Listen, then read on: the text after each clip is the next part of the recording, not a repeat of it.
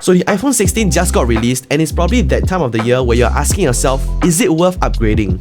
Let's break it down together. So there were a lot of cool features that were announced for the iPhone 16 Pro, but here is what I think are the most significant features for a normal person like you or me. The first thing, of course, is the cameras. For the non-Pro, you have a 48 megapixel main camera that also doubles as a 12 megapixel telephoto camera, and a 12 megapixel ultra-wide camera that also doubles as a macro camera. This is pretty awesome, as up till now, macro has been a Pro-only feature. Then in that case, what does the Pro have that the non-Pro doesn't? It's actually three things. First, instead of a 12 megapixel ultra-wide camera, it's a 48 megapixel ultra-wide camera that also doubles as a macro camera. Next, it also has a dedicated 5 times telephoto camera, and it has the ability to record 4K 120, which is pretty crazy. Now, admittedly, these are 3 pretty cool features, but do you really need them?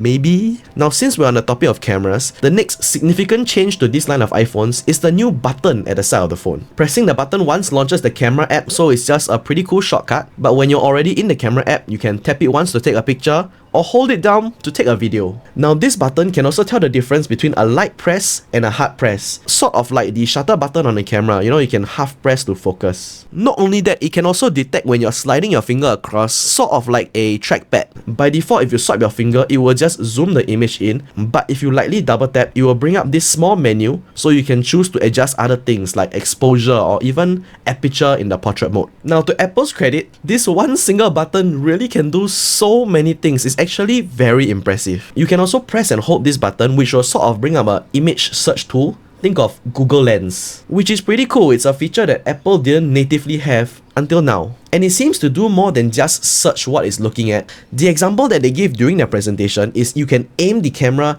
at a poster for an event.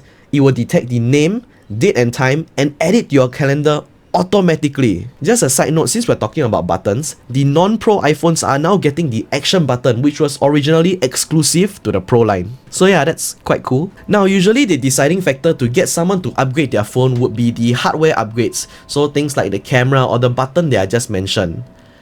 But this year, that's not the case. Because this year, they have introduced Apple Intelligence. Now, what a lot of people are saying is that it's just ChatGPT with an Apple logo. They're not gonna use it in their daily lives. But I kinda disagree. I personally feel that the changes that Apple Intelligence will bring will genuinely change how I interact with my phone. Now, one of the things that Apple Intelligence will improve is Siri. Now, even though the current Siri is admittedly garbage, I still use it every single day. I add new events to my calendars, I set timers, I turn off my alarms. I even have a shortcut on my phone that allows me to turn on my computer using Siri. And the new Siri will allow me to do so much more. I'm so excited for this. So the new Siri is supposed to feel more natural and understand you better. Supposedly the new Siri, even if you make a mistake halfway through your voice command, it will still understand you. The number of times I wanted to set an event on my calendar but set the wrong date or wrong time halfway and had to restart the whole voice command is more than enough to drive me crazy. And apparently Siri will also be able to remember things. So let's say you get an email telling you to be in Hougang at 3 p.m. tomorrow. You can literally ask Siri, where am I supposed to be tomorrow for that event? And it will tell you Hougang 3 p.m. And there's other AI features that they're implementing too, like smart search for images. So you'll be able to type, show me all the pictures that I took in Japan of Mount Fuji,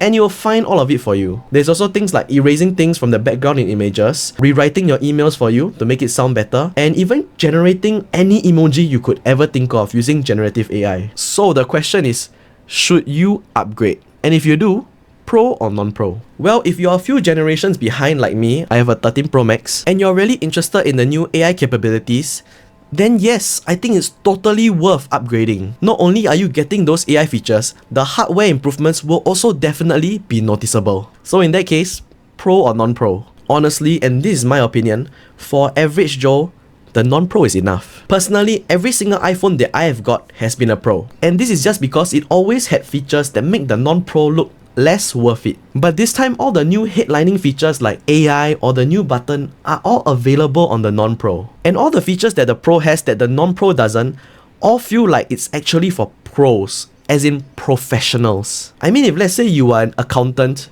do you really need 4K 120 or a 5x telephoto camera? I mean, it would be cool and nice to have, But what I'm trying to say is that whether it's worth that few $100 upgrade is up to what you are gonna do with the phone. If you're just gonna be watching videos, taking pictures of your food, and playing some ML, the non-pro is already more than enough. But if you're a tech head like me who wants the best of the technology, or you're, let's say, an influencer who genuinely records everything that they do, then go for the Pro. So I guess the answer to that question, as lame as it sounds, depends on you. Let me know down in the comments whether you're getting the iPhone 16 and which one you're actually gonna get. Personally, I'm looking at the Pro Max 1TB in black. Thank you so much for watching. If you like tech, please drop me a subscription. The next video I'll be doing is a PC build. So yeah, see you.